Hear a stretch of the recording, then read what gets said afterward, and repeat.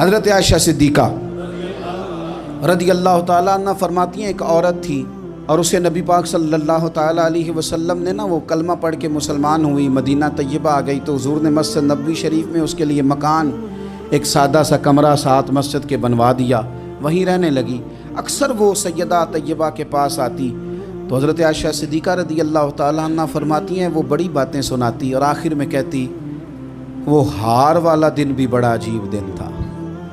اور میرے رب کی قدرتوں کا دن تھا، وہ بھی بڑا عجیب دن تھا۔ سیدہ عائشہ صدیقہ رضی اللہ تعالیٰ عنہ ایک دن فرمانے لگی کہ تو ہار والے دن کا بڑا ذکر کرتی ہے، وہ کیا دن تھا؟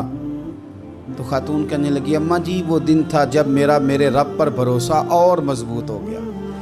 جس دن میرا اپنے رب پر توکل اور بڑھا، میرے ایمان میں یقین میں اور پختگی آئی۔ کہنے لگی میں ایک گھر کی کنیز تھی، نوکرانی تھی، اس گھر میں ایک بچی تھی جس کے پاس سونے چاندی ہیرے جواہرات کا ہار تھا۔ اس زمانے میں چمڑے کے اوپر لوگ ہیرے جواہرات لگاتے تھے، کئی دفعہ سرخ رنگ کے چمڑے پہ لگائے جاتے تھے، وہ بچی پہنتی تھی تو کہتی ہوں بچی کے اس نے اتار کے رکھا یا اس سے گرا وہ ہار تو چیل اسے اٹھا کے لے گئی گوشت سمجھ کے اور میرے سامنے اٹھا کے لے گئی۔ گھر والوں نے مجھ سے پوچھا، یہ بخاری میں موجود ہے، گھر والوں نے پوچھا مجھ سے کہ وہ ہار کہاں ہے تو میں نے کہا چیل اٹھا کے لے گئی۔ گھر میں کچھ چوری ہو جائے تو سب سے پہلا الزام کس پہ لگتا ہے؟ ملازمین پہ۔ کہتے انہوں نے مجھے بڑا مارا، بڑی تکلیف تھی، حتیٰ کہ میری شرمگاہ تک کی تلاشی، میری عزت اتنی خراب کی میں بتا نہیں سکتی۔ میں نے اپنی زندگی میں ایک واقعہ دیکھا،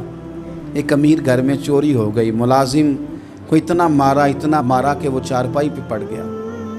پولیس والوں سے اتنی مار پروائی گئی کہ وہ بیچارہ چارپائی پہ پڑ گیا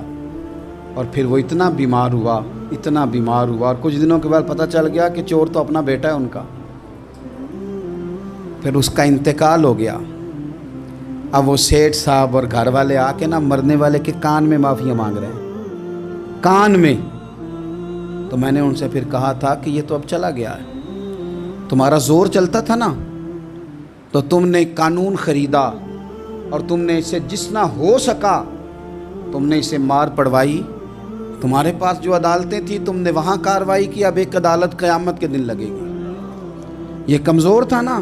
کچھ کر نہیں سکا۔ میرے نبی پاک صلی اللہ علیہ وسلم نے فرمایا سن لو، اگر سینگ والی بکری نے بغیر سینگ والی بکری کو تکلیف دی ہوگی نا تو قیامت کے دن اسے بھی بدلہ دینا پڑے گا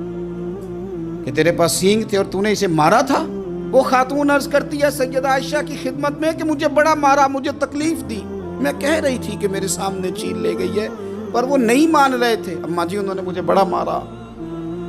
حضرت عائشہ صدیقہ کہتی ہیں پھر کیا ہوا؟ کہنے لگی اماں جی جب کوئی میرا مددگار نہ رہا،